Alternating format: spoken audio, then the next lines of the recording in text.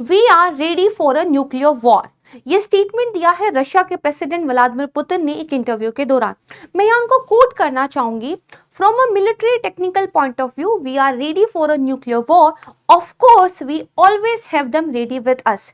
यानी कि यहाँ पर रशिया के प्रेसिडेंट कह रहे हैं कि रशिया हमेशा से ही नाभिकीय हथियारों के साथ नाभिकीय युद्ध के लिए तैयार था।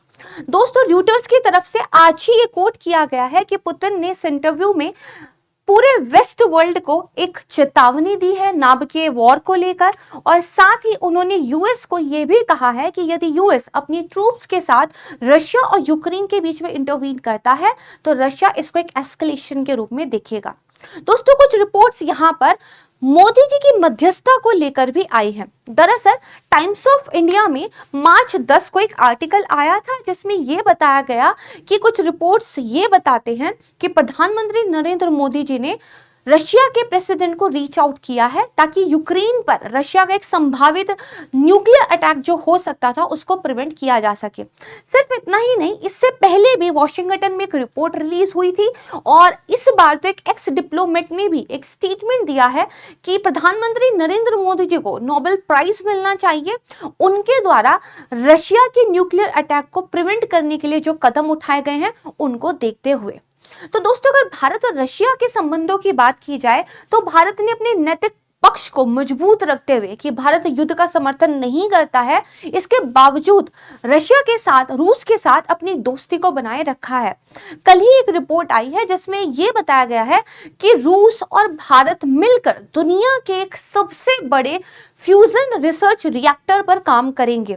इस रिएक्टर को लेकर मैं एक डेडिकेटेड वीडियो बनाने वाली हूं, कल ये आपके लिए अपलोड कर दिया जाएगा, उसको भी आप जरूर देखिएगा। तो फिलहाल बात करते हैं रशिया और भारत के संबंधों की।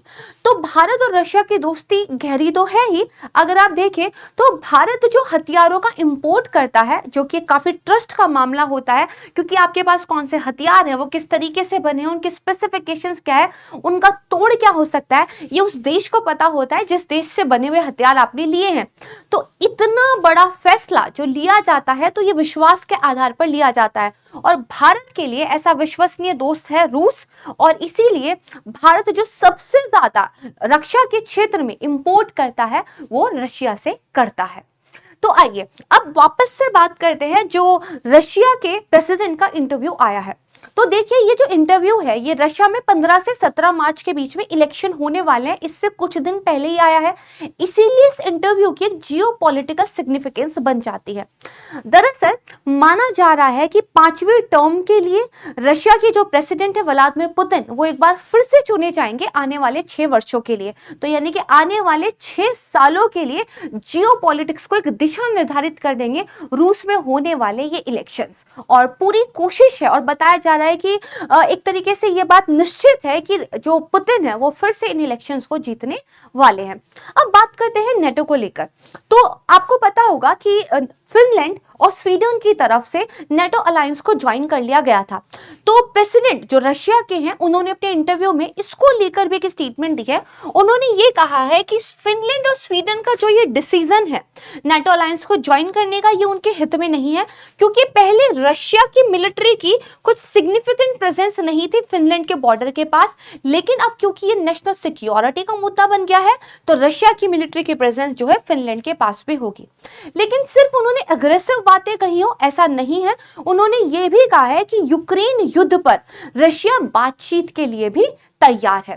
तो यहां पर दरअसल उन्होंने एक तरीके से जो कैरेट एंड स्टिक वाली एक पॉलिसी होती है उस पॉलिसी को लेकर जो है बात की है कि हम बात करने के लिए भी रेडी हैं, लेकिन अगर आप हमें एस्केलेट करेंगे तो हम जो है एक सख्त फैसला लेने के लिए भी यहां पर तैयार है। तो दोस्तों देखिए, न्यूक्लियर वॉर की बात हम बड़ी आसानी से सुन लेते हैं और कह देते हैं, लेकिन क्या कभी हमने एक नाभिकीय युद्ध के लॉन्ग टर्म इफेक्ट्स पर बात की है?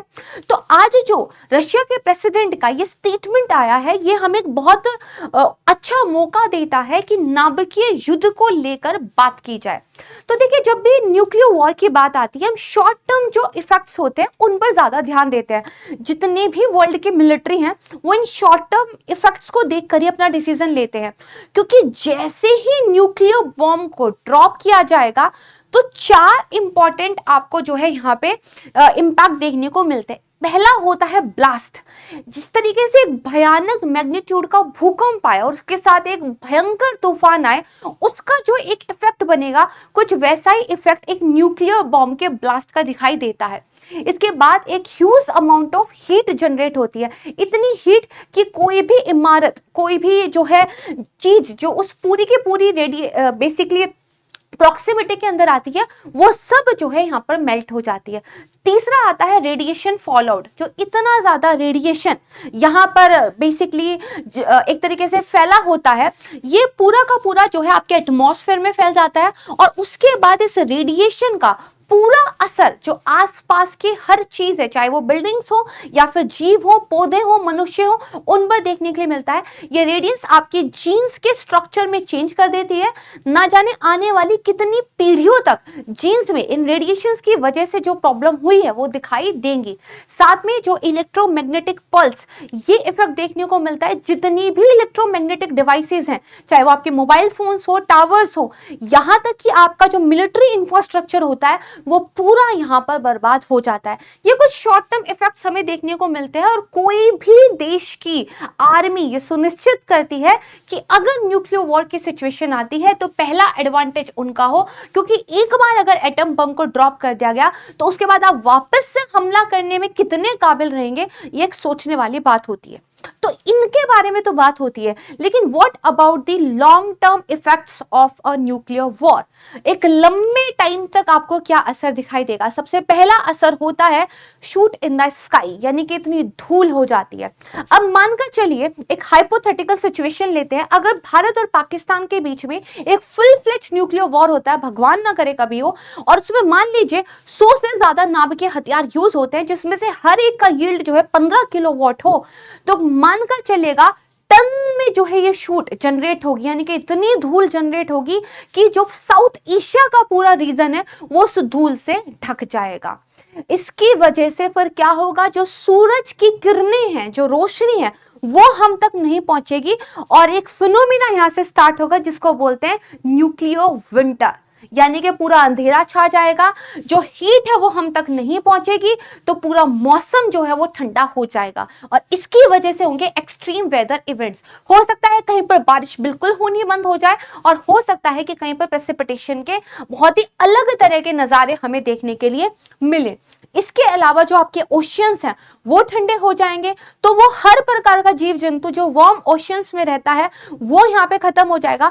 ओशियन की पूरी फूड चेन यहाँ पे नष्ट हो जाएगी, तो जो सी फूड है वो पूरा यहाँ पे खत्म हो जाएगा।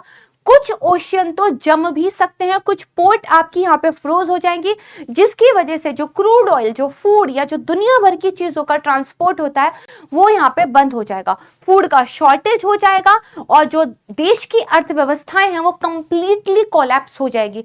ना जाने कितने सालों तक पूरा क्लाइमेट चेंज हो जाएगा, एटमॉस्फेयर बदल जाएगा, आपको धूप नसीब नहीं होगी, रेडिएशन का जो असर है वो कई सौ सालों तक जो आने वाली जनरेशंस हैं उन पर दिखाई देगा। तो जब भी न्यूक्लियर वॉर की बात हो तो इन प्रभावों की बात होना बहुत जरूरी है, ताकि एक रिस्ट्रेन के रूप में ये काम कर सके। युद्ध की बात करना और युद्ध के बाद वाली स्थिति को भुगतना, इनमें बहुत अंतर होता है। तो आई होप कि आपको ये टॉपिक बहुत ज्यादा पसंद आया होगा। आपके एग्जाम के पॉइंट ऑफ व्यू से जो CTBT है, यानी कि comprehensive nuclear test ban treaty है, उसको आप पढ़िएगा। मीन्स के पॉइंट ऑफ व्यू से आप इन इफेक्ट्स के बारे में बात कर सकते हैं। CTBT इसलिए भी इंपॉर्टेंट हो जाता है क्योंकि जो रशिया के प्रेसिडेंट है उन्होंने ये भी कहा है, पिछले साल ही देखिए रशिया की तरफ से CTBT यानी कि जो comprehensive nuclear test ban treaty है, उसको जो अपना बेसिकली रेटिफिकेशन दिया था उसको रिवोक कर लिया था, यानी कि एक तरीके से उस संधि से रशिया बाहर आ गया था।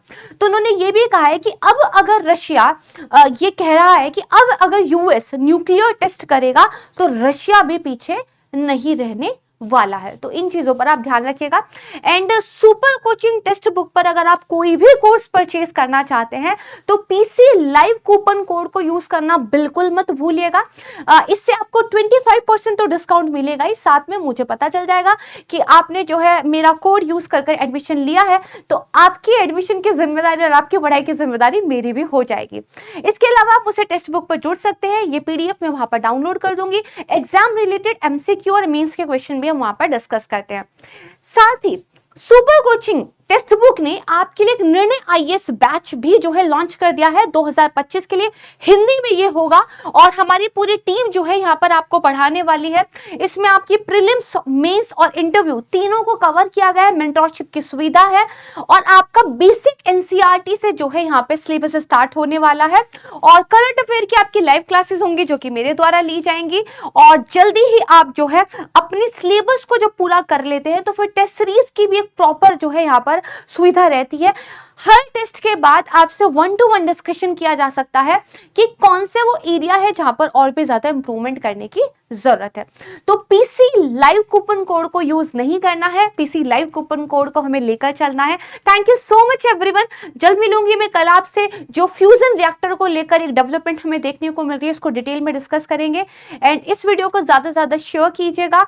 अपना ध्यान रखिएगा। जय हिंद।